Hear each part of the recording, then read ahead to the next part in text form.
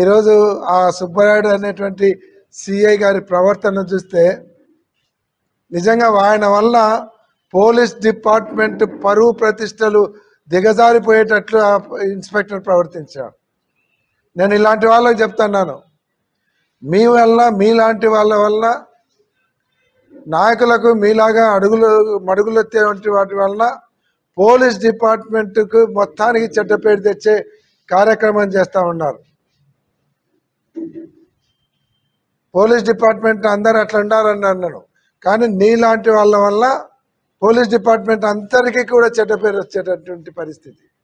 ఈరోజు కొంతమంది ఉన్నారు అతి ఉత్సాహం చూపిస్తున్నారు, వాళ్ళ వల్ల పోలీస్ డిపార్ట్మెంట్ చెడ్డ పేరు వస్తుంది.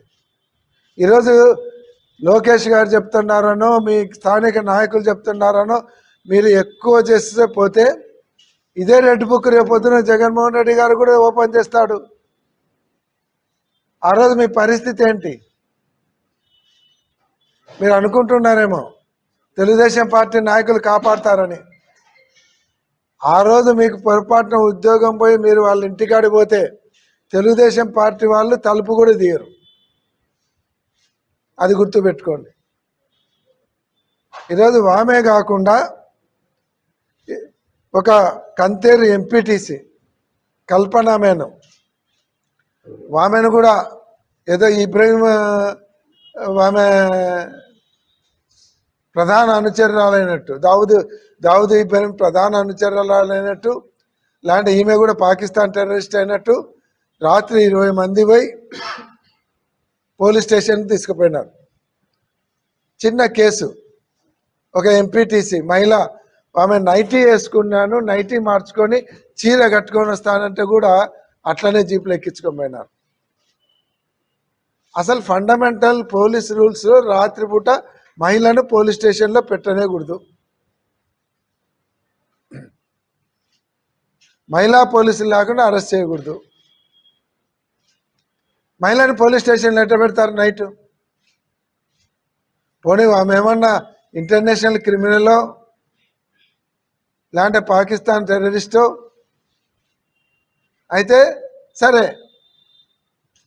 ఒక గృహిణి ఎంపీటీసీ సభ్యురాలు ఆమెను అర్ధరాత్రి తీసుకుపోతారు పోలీస్ స్టేషన్కు. 20 మంది పోలీసులు వచ్చి నైటీ కూడా మార్చుకోనియకుండా. ఈడేమో పిఏని ఎందుకు అరెస్ట్ చేస్తున్నారంటే విడుదల రజనీ గారిని తోసి పడేసి కారులోకి ఎక్కి వెనక్కి పోయి వాడేమన్నా పారిపోతాడా?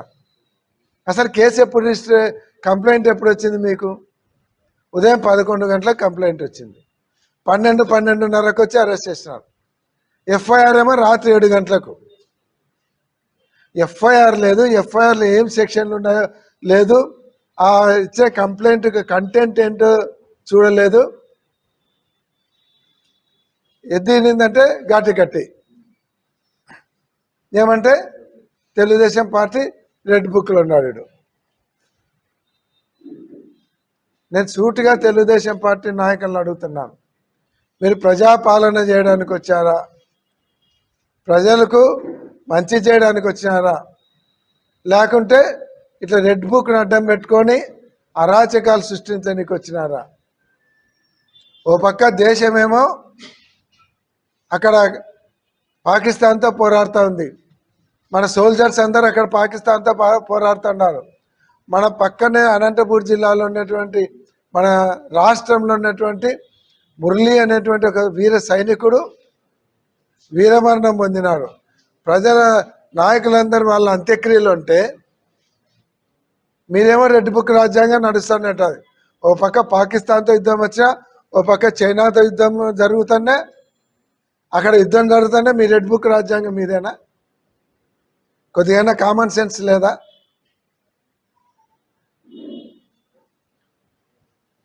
ఈరోజు మొన్నటికి మొన్న 84 సంవత్సరాలు కేశవరెడ్డి గారు, ఎమ్మెనూరు మాజీ శాసనసభ్యులు, ఆయన 3 సార్లు ఎమ్మెల్యే, అంతకుముందు సమితి ప్రెసిడెంట్గా అన్నాడు. 84 సంవత్సరాలు వృద్ధుని పట్టుకొని ఒక ఇన్స్పెక్టరు ఇష్టం వచ్చినట్టు మాట్లాడతాడు. ఆయన చేసిన తప్పేంది? పోలింగ్ స్టేషన్ కాడ దూరంగా కుర్చేసుకొని కూర్చున్నాడు. పోలీస్ స్టేషన్కి 50 మీటర్ల పోలింగ్ స్టేషన్కి 50 మీటర్ల దూరంలో ఎవరైనా ఉండొచ్చు. ఆయనను అసభ్యకరంగా మాట్లాడినది చూసాం. అంటే పోలీస్ అంటే మీరేమన్నా సూపర్ పవర్ అనుకుంటున్నారా? మీ పైన ఒక జ్యుడిషియల్ ఉందనేది గుర్తుకు రావడం లేదా? జ్యుడిషియల్ ముందర మీరు కూడా చేతులు కట్టుకొని నిలబడాలనేటువంటి విషయం గుర్తుకు రావడం లేదా? రేపొద్దున మేము న్యాయ పోరాటాన్ని పోతే మీరు కోర్టు చుట్టూ తిరిగేటువంటి పరిస్థితి ఉంటుంది. దీన్నేం వదిలిపెట్టరు. విడుదల రజనీ గారి మీద చేసినటువంటి దాష్టికాన్ని వదిలిపెట్టే ప్రసక్తి ఉండదు. ఒక మాజీ మంత్రి, మహిళా మంత్రి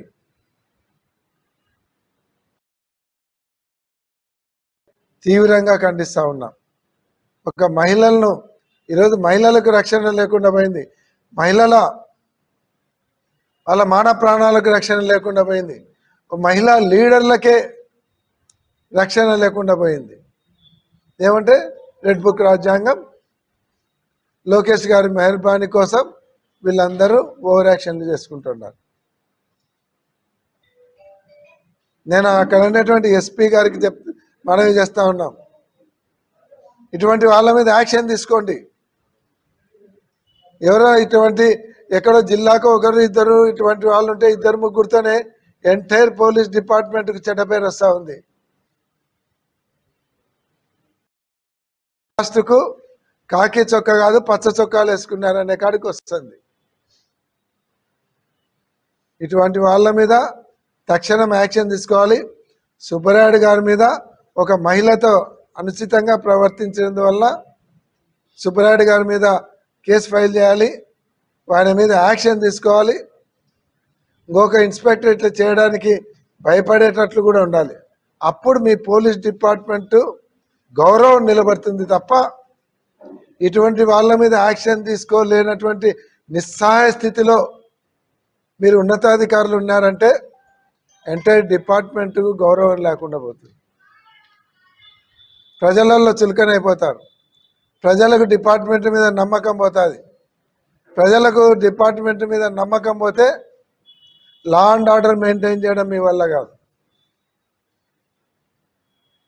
మీ మీద ఉన్నటువంటి గౌరవంతోనే 5 మంది పోలీసులు వస్తే, ఒక మండలంలో 10 మంది పోలీసులు ఉంటే 50,000 జనాభా ఉన్నటువంటి మండలం మీ మీద గౌరవంతో మీకు భయపడుతున్నారు తప్ప మీ లాఠీలను చూసి తుపాకీలను చూసి భయపడడం లేదు. ఆ గౌరవాన్ని పోగొట్టుకోకూడదని మేము పోలీస్ డిపార్ట్మెంట్కు హితవు పలుకుతున్నాం. ఎవరైతే సుబ్బరాయుడు అనేటువంటి వ్యక్తిని అరెస్ట్ చేయాలి. ఎలక్షన్ల ముందు చెప్పినారు మేము మహిళా పక్షపాతులం. వైఎస్ఆర్ గవర్నమెంట్లో 30,000 మంది మహిళలు అదృశ్యమైపోయినారు. ఆ అదృశ్యమైన వాళ్ళందరూ ఎక్కడ పోయినారు? వాళ్ళందరినీ మేము తీసుకొని వస్తాం. వాళ్ళు పాకిస్తాన్లోనే, తజికిస్తాన్లోనే, లేకుంటే అమెరికాలోనే తీసుకొని వస్తామని ప్రగల్భాలు పలికి ఆ రోజు మా మీద నిందలేసి ప్రజలను మోసం చేసి ఎలక్ట్ అయినారు. మరి 30,000 మందిలో 3,000 మంది, 300 మందో 30 మందో ముగ్గురినైనా తీసుకురాలేకపోయినారు. అంటే ఆ రోజు మీరు చెప్పింది అబద్ధమా, లేకుంటే మీ చేతగాంతరమా? ముగ్గురిని కూడా తీసుకెళ్ళాలని మీ అసమర్థత.